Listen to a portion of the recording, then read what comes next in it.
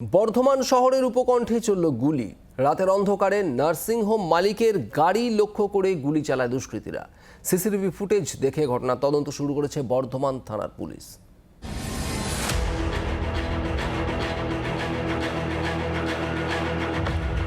বর্ধমানের রেনেসা টাউনশিপে গুলি চালনার ঘটনায় রীতিমতো চাঞ্চল্য ছড়ায়।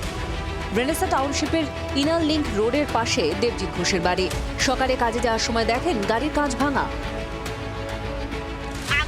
ফুটো হয়ে আছে। মানে যেটাই মেরেছে আমরা তখন বুঝতে পারছি না, তখন আমরা ভাবছি রড মেরেছে, কেউ ইট দিয়ে ঠুকেছে, এটা বুঝতে পারছি না।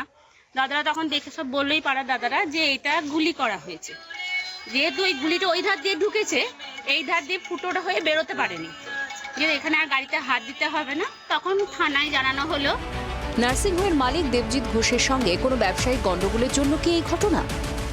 তো সেটা আমরাও তো সেরকম কারোর সঙ্গে কিছু নেই, এবং এটা জিনিসটা ঘটনার পর মনে হচ্ছে যে আমরাও এখন আবাসিক যারা এতজন আছি যে সিকিউরিটি নিয়ে যেটা কীভাবে হলো এটা নিয়ে আমরাও চিন্তিত। আতঙ্ক তৈরি করা কি হতে পারে, সেটা ধরুন আর আমি কী করে বলবো।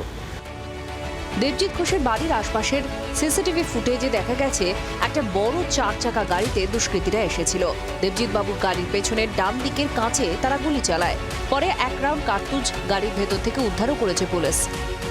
সন্দেহাস্পদ ব্যাপার তো আছেই। হঠাৎ করে রাত্রেবেলা এরকম করে, এটা প্রথমবার রেনেসায় এরকম গুলিকাণ্ড, প্রথমবার। এটা তো একটা পিসফুল জায়গা, এখানে তো এরকম হওয়ার কথা না। আমরা খুবই চিন্তিত। আমরা সিসিটিভি ফুটেজ দেখেই তদন্ত শুরু করেছে বর্ধমান থানার পুলিশ। ক্যামেরায় সদন সিনহার সঙ্গে অরূপ লাহার রিপোর্ট, জি 24 ঘন্টা। বাংলার আওয়াজ, বাঙালির আবেগ, জি 24 ঘন্টা।